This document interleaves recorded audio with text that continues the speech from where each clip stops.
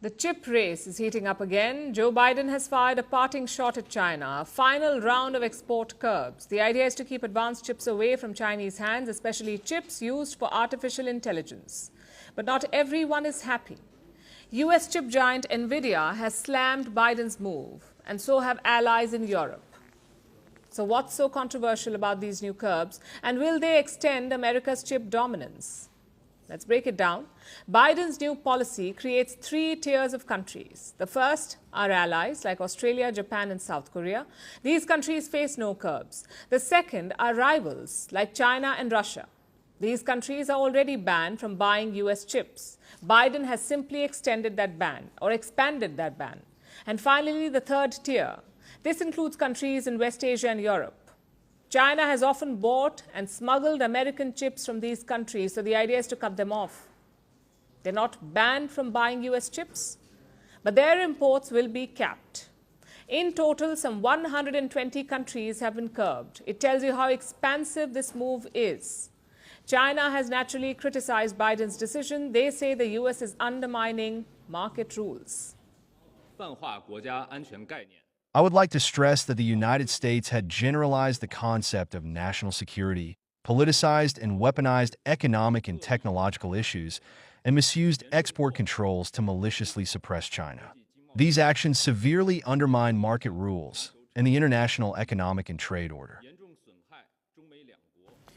The rules won't apply immediately. The incoming Trump administration has been given 120 days. They can study and listen to concerns in this time. If they like it, the curbs will be imposed. If not, they can scrap it.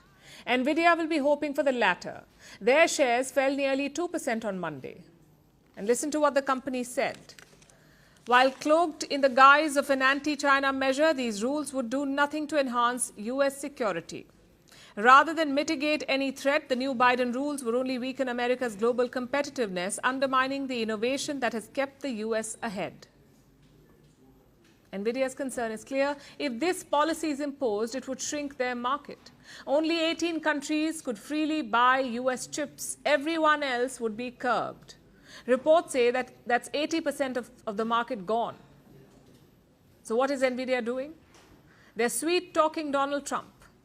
Let me quote the company again. The first Trump administration laid the foundation for America's current strength and success in AI.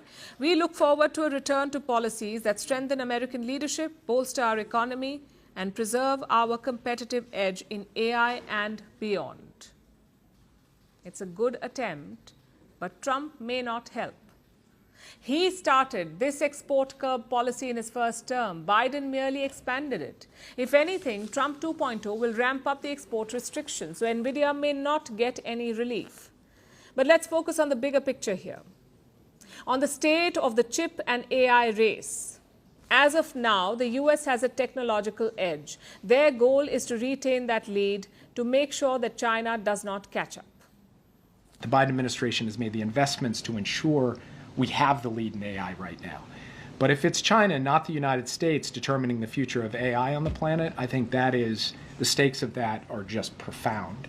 And so I hope that the new administration, because this shouldn't be a partisan issue at all, sees that challenge and that opportunity and seizes it so that it's America making technology work for us rather than adversaries make technology work against us. China is catching up.